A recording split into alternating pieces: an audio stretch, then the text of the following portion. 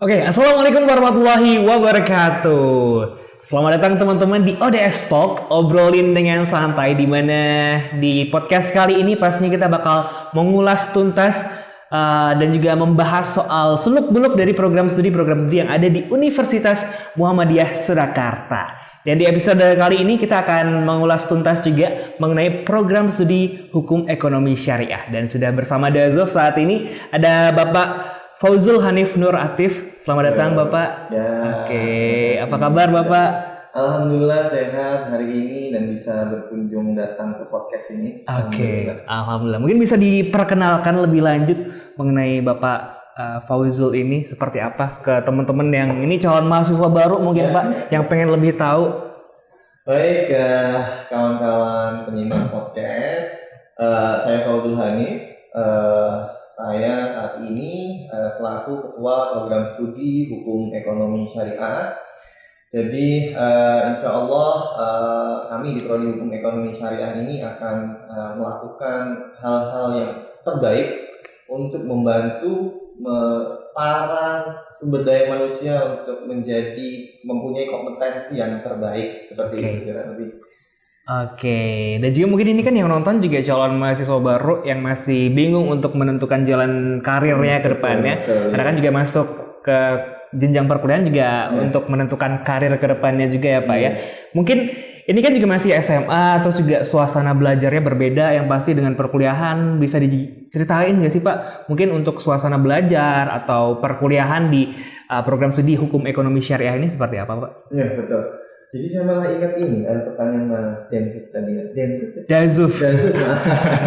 Jadi kawan-kawan SMA itu selalu dalam kondisi linglung dan bingung. Kami harus kemana? Apa yang harus kita lakukan? Karena kadang orang tua juga terbatas. Nah, kalau kita bicara masalah kondisi perkuliahan itu satu yang jelas bahwa kuliah khususnya di hukum ekonomi syariah itu mahasiswa sangat senang sekali.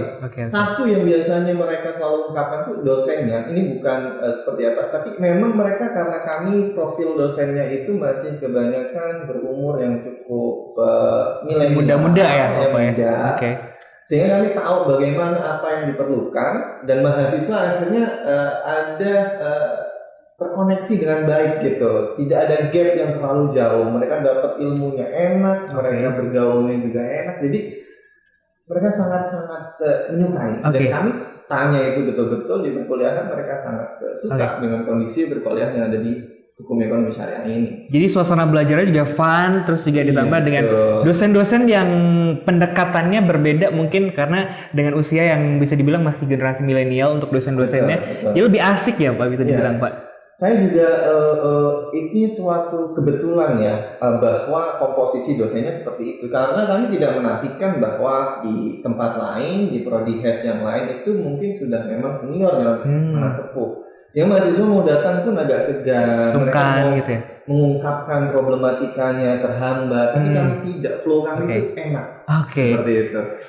Tapi kalau mungkin ini kan nama prodi adalah Hukum Ekonomi Syariah. Betul, ada Hukum Ekonomi dan juga Syariah. Itu apa aja sih Pak yang dipelajari atau kurikulumnya seperti apa Pak? Betul. Jadi gini, kembali ke tadi ya, mahasiswa itu kan calon mahasiswa alumni SMA itu bingung. Kita mau kemana setelah SMA? Karena dengan opsi yang banyak. Nah, Hukum Ekonomi Syariah seperti pertanyaan tadi itu memang merangkum 3. Satu gelar kami adalah sarjana hukum. Sarjana hukum. Jelas itu sebagaimana SK dari kementerian bahwa gelar kami sarjana hukum. Tetapi kemudian arahnya adalah hukum ekonomi syariah. Kita bahas banyak juga itu terkait problematika ekonomi syariah. Kita bahas juga bagaimana dasar-dasar fikihnya. Dan kalau mereka mau mencari karir sebagai hakim, itu juga bisa.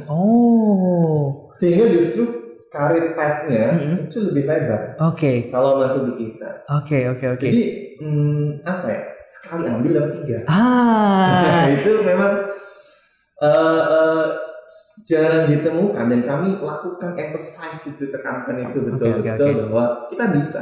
Seperti itu. Jadi seperti yang udah Bapak Fauzul jelaskan tadi, karir pathnya juga luas. Jadi prospek kerjanya juga luas juga ya Pak ya.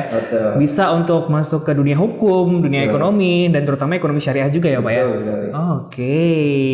Atau mungkin alumni dari hukum ekonomi syariah sendiri mungkin udah ada yang masuk ke atau seperti apa Pak? Iya betul. Nah, berbicara alumni, kita ini kan kembali tadi ya bahwa gelar kita SH.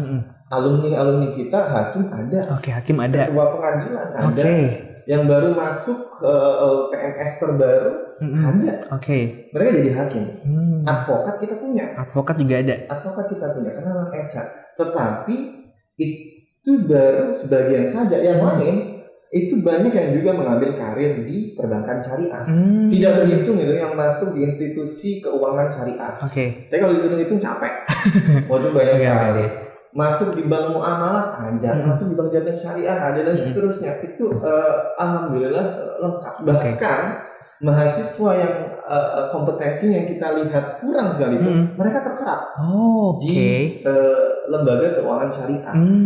Jadi memang alumni kita itu masuk ke berbagai lini tadi dengan gelar SH, tetapi kompetensinya gelar sarjana hukum, tapi kompetensinya ekonomi syariah juga.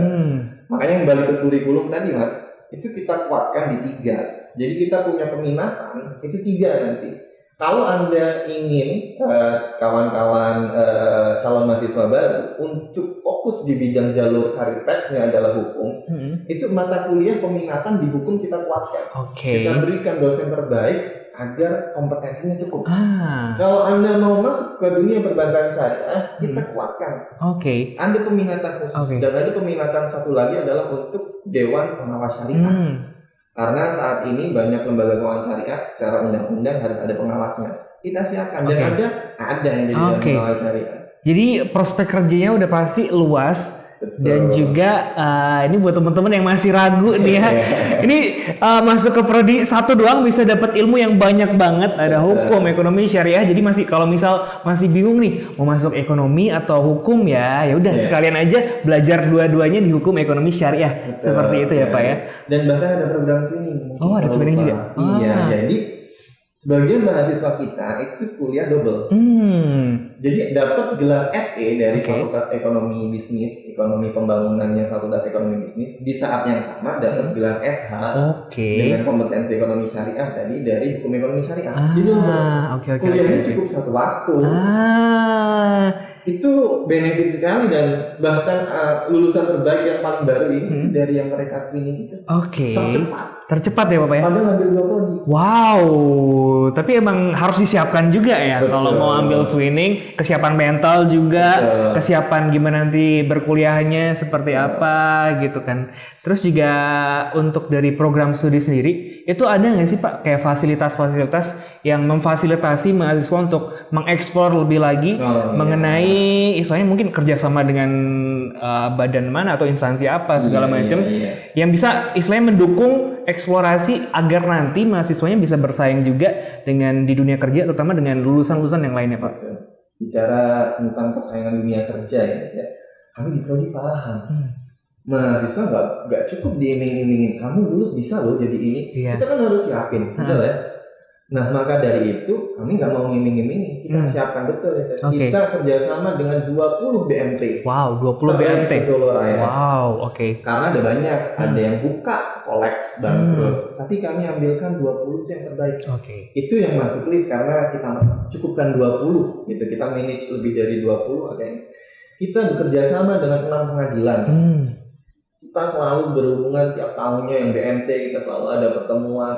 Itu untuk menyiapkan mereka karir dunia kerja. Mereka sudah tahu. Nggak langsung gampang. Karena biasanya fresh graduate, mereka gampang. Bingung mau menentukan jalannya seperti apa. Dan masuk di dunia kerja bingung juga. Nah, ini kita siapkan ini karir path-nya, kemudian kita siapkan infrastrukturnya. Belum lagi student exchange. University Malaysia Sabah. Kita student exchange kan juga ke Universitas Utara Malaysia. Dalam waktu dekat kita juga akan ke University Malaysia Dan banyak lagi. Itu memang bahkan kalau yang teman-teman yang sekarang itu diprogramkan dalam 3-4 tahun ini, internasionalisasinya kencang. Oke. Saya bahkan, waduh kasihan juga nih mahasiswa sudah mau lulus nih, nggak dapet ini. Iya. Karena yang dapet yang baru. Iya. Betul itu. Jadi Oke. memang disiapkan sekali sana. Oke, jadi kayak fasilitasnya juga banyak, tadi udah disebutin juga di mana masuk ke prodi hukum ekonomi syariah udah bisa belajar banyak banget, terus juga dari program studi juga memfasilitasi kerjasama dengan BMT yang ada di Solo Raya untuk menciptakan istilahnya seperti lulusan-lulusan yang bisa bersaing di dunia kerja nantinya ya Pak ya. Betul. Oke. Belum lagi yang kerjasama dengan yang tahun ini saja, ini kan lagi banyak digitalization ya. Digitalisasi segala hal. Kita baru kerjasama dengan bank digital, Hijrah. Mungkin banyak yang dengar ya, kawan-kawan yang penyimak podcast, ada Hijrah Bank. Itu bagian dari Alami Bank yang dia basisnya adalah digital.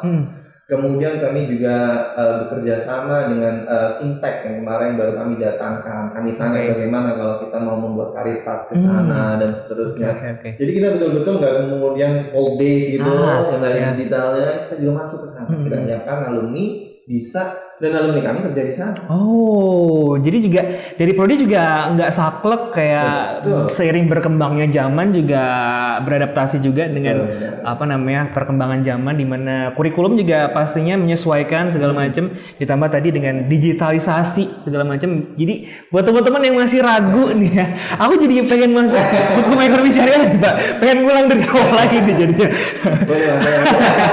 Oke, tapi apa sih Pak yang menjadikan hukum ekonomi syariah di Universitas Muhammadiyah Surakarta ini berbeda dengan program studi hukum ekonomi syariah yang ada di universitas-universitas lain? Oke, makasih. Jadi ini Mas, satu kita berbicara tentang dosennya, otomatis untuk menyiapkan anak-anak kompetensi mahasiswa, kawan-kawan yang masuk ke prodi, dosennya harus oke dulu. Kami dosen alhamdulillah alumni luar mayoritas. Yang alumni dari dalam negeri justru bisa terhitung. Mesir, Jordan, Malaysia, Madinah juga kita ambil, Taiwan, iya betul. Jadi hampir semuanya itu memang kompetensinya sudah dari luar sana. Nah, kemudian jadi itu tadi unique value-nya ya, bahwa kita punya SDM yang memang luar biasa hebat. Selain itu, bahwa tadi saya sebutkan kita yang mencakup 3 karir path tadi. Beberapa hukum ekonomi syariah di tempat lain mereka hanya fokus di satu. Mereka hanya fokus menjadi pengawas syariah. Kadang-kadang mepet-mepet menjadi hakim dan seterusnya. Kadang mepet-mepet menjadi praktisi perbankan syariah. Kita enggak, kita buka dengan peminatan-peminatan itu, jadi betul-betul berbeda. Akan betul-betul berbeda.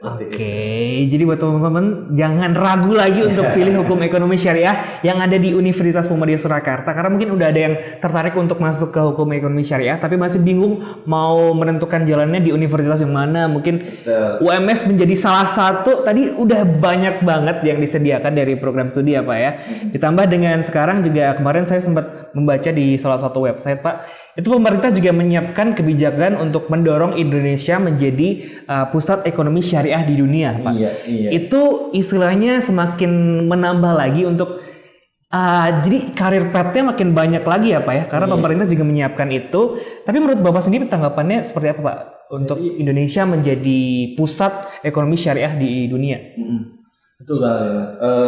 Ini terima kasih kepada KNEKS memang. Jadi ini KNEKS, lembaga non struktural yang dibentuk di 2020 untuk akselerasi ekonomi syariah, dan langsung terasa. Jadi mereka juga punya divisi khusus dalam KNEKS itu untuk menyongsong Indonesia menjadi halal hub ya, pusat halal dunia. Mereka juga karena tahu bahwa ada banyak elemen ini. Salah satunya penyiapan SDM. Mereka punya direktur khusus untuk SDM. Dari situ juga kampus-kampus dan semuanya itu didorong dan saya pakai filosofi saku gitu ya. Biarkan mereka yang fokus di regulasi, fokus di praktisi. Kami di prodi akan fokus untuk menyiapkan SDM tersebut. Jadi kembali tadi Mas, bahwa Indonesia akan menjadi halal hub. bukan hanya yakin dan bukan hanya pasti, tapi harus yakin. Itu bisa. Jadi menurut Bapak sudah siapkah untuk Indonesia menjadi pusat ekonomi syariah di dunia? Potensinya sudah sangat mencukupi prasyarat. Ditambah dengan hukum ekonomi syariah yang pastinya menyiapkan lulusan-lulusan terbaiknya untuk bersaing di dunia ini ya Pak ya? Iya, mereka kan butuh input supply SDM. Dari mana dong? Masa ngambil dari tengah jalan, siapa nih mau, ayo kita rekrut. Iya, asal ambil gitu enggak ya Pak ya? Mereka membentuk, mereka butuh SDM. Kita supply SDM. Dari hukum ekonomi syariah yang pastinya mengupayakan lulusan-lulusan terbaiknya untuk bersaing, ditambah dengan pemerintah yang menyiapkan Indonesia untuk menjadi pusat ekonomi syariah di dunia Pak ya. Nah ini perbincangannya cukup menarik dari tadi Pak, seru banget. Bahkan aku dari tadi udah sebutin ya kalau aku malah jadi pengen ngulang, pengen masuk ke hukum ekonomi syariah. Ada saudara bilang ke saudara, saya nyesel nih nggak jadi masuk ke hukum ekonomi syariah. Adik saja deh. Masuk aja gitu. Boleh sih, nanti coba saya sarankan ya Pak ya. Atau ada yang mungkin mau disampaikan lagi Bapak untuk teman-teman yang mungkin ini masih di tahap kecewa, sedih setelah kemarin tidak keterima di SBMPTN atau SNMPTN atau jalur-jalur masuk perguruan tinggi yang lainnya. Ada yang mungkin mau disampaikan? Oh ya, makasih. Jadi yang kami sampaikan kepada mahasiswa dan dosen sebagai pembimbingnya bahwa anak ini mungkin, mahasiswa ini mungkin dulu pinginnya ke arah mana, tapi ditunjukkan oleh entah ya faktor X kemudian masuk, Allah menunjukkan atau dia kemudian mau, maka menjadi tugas kita untuk membuktikan bahwa siapapun Anda, background apapun Anda, dulu pinginnya masuknya apa, masuk HES, Anda akan menjadi sesuai seperti yang telah kita set tadi kompetensinya. Dan alhamdulillah terbukti. Ada yang sebetulnya mau kecewa dari mana, kemudian ya sudahlah saya ikut orang tua masuk HES, ternyata di HES malah jadi. Iya, itu memang ada dan banyak seperti itu. Kita tidak menafikan hal itu. Bahwa tugas kita, Anda niat apapun, ayo kita sama-sama betulkan niatnya. Kita masuk di HES, karir pathnya banyak, ini loh kita siapkan. Jadi buat teman-teman yang masih ragu, ini adalah salah satu karir path yang udah pasti untuk teman-teman yang mau menentukan jalan pilihannya. Hukum ekonomi syariah juga menjadi salah satu pilihan yang pastinya tidak istilahnya kayak ini loh Pak. Kualitasnya juga terbukti gitu ya Pak ya. Oh iya, tambahan nih bicara kualitas. Saya sempat survei survei ya. Jadi saya search jadi kan kita ada namanya akreditasi ya. Kita itu biar terkontrol kualitasnya, maka nasional itu ada akreditasi. Di Indonesia yang sudah terakreditasi unggul itu hanya ada 3. Kalau di HES Indonesia. Padahal jumlahnya ratusan. Di Solo sendiri bisa ada.